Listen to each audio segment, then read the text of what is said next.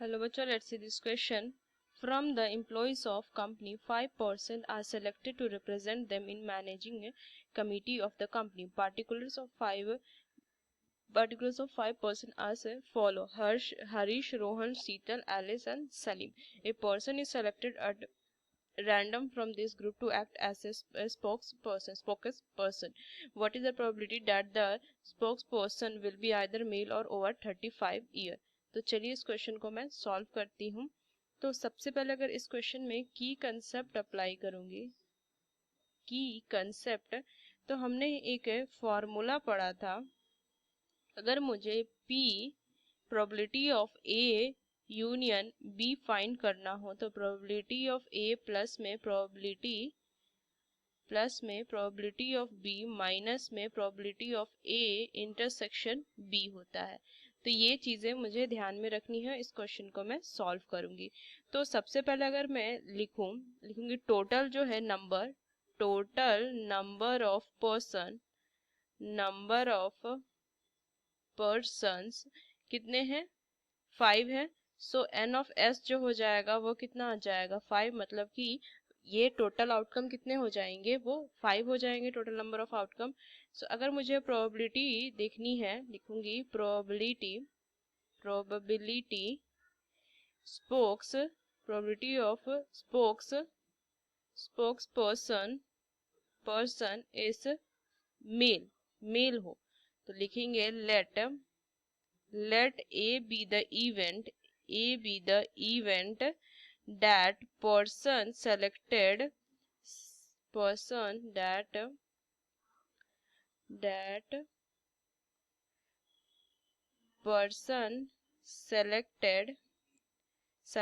is male. तो कितने mail है? 3 मेल है। अगर मैं देखूं हरीश, रोहन और ये सलीम 3 मेल है। तो यहाँ से हम क्या लिखेंगे? एन ऑफ ए जो है वो कितना है?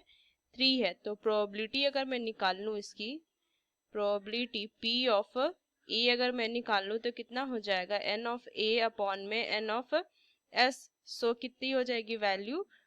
3 अपॉन में 5। ये आ गई। ये प्रोबेबिलिटी के लिए स्पोक्स पर्सन जो है वो मेल है, उसका ये प्रोबेबिलिटी निकला है। आगे इस क्वेश्चन को मैं सॉल्व करूंगी।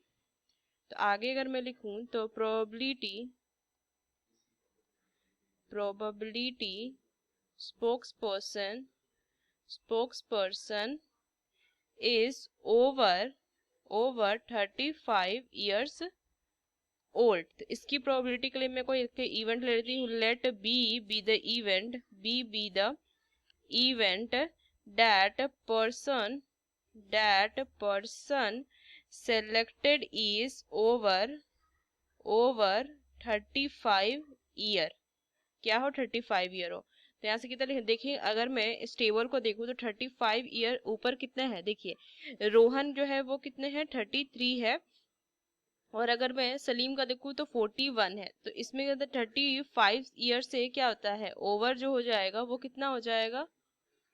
तो अगर मैं देखूँ तो 35 ईयर से ऊपर जो है वो कितने हैं? 41। और ये मतलब शीतल और सलीम है। तो यहाँ से मैं क्या लिखूंगी? ये हो जाएगा एन ऑफ बी जो हो जाएगा ना, एन ऑफ बी वो 2 हो जाएगा। तो अगर मैं मुझे प्रोबेबिलिटी निकालनी है बी की तो मैं क्या लिखूंगी? एन ऑफ बी अपॉन में एन ऑफ एस। तो एन ऑफ एस तो 6 ही रहेगा, सॉरी 5 ही रहेगा। तो कितना हो जाएगा? 2 अपॉन में 5। ये निकल गया मेरा। अब मुझे फाइंड करना है इन दोनों की यूनियन। तो मैं क्या लिखूंगी? सबसे पहले उसके लिए मुझे पी और मतलब ए इंटरसेक्शन बी मुझे फाइंड करना पड़ेगा, ये फाइंड करना पड़ेगा। तो इसके लिए मैं क्या लिखूंगी? अगर मैं लिखूं ये फाइंड करने के लिए, तो सबसे पहले मुझे इंटरसेक्शन फाइंड करना हो तो लिखेंगे probability that spokesperson is male and over 35 years old।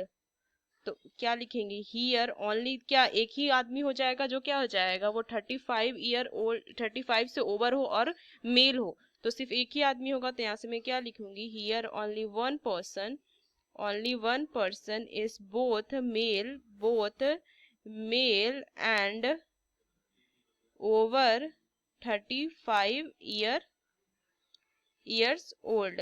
सो अगर मैं देखूँ n of A intersection B जो होगा वो 1 हो जाएगा। सो अगर मैं इनका प्रोबेबिलिटी फाइंड कर लूँ ए इंटरसेक्शन बी का, तो कितना हो जाएगा, ये N of A intersection B upon में कितना हो जाएगा, नंबर ऑफ टोटल आउटकम्स, तो मैं लिखूंगी 1/5। ये फाइंड हो गया। बस जो फॉर्मूला हमने अप्लाई किया था की कंसेप्ट में लिखा था उसमें ये चीजें जो है वो वैल्यूज में पुट कर दूंगी। So probability of A union B is equal to probability of A plus में प्रोबेबिलिटी ऑफ बी माइनस में probability of A intersection B. So ये वैल्यू कितनी है, 3/5 प्लस में 2/5 माइनस 1/5। तो बस एलसीएम ले लेंगे 5 3, ये 5 माइनस 1 इज इक्वल टू 4/5। तो ये फाइनल आंसर आ जाएगा 4/4।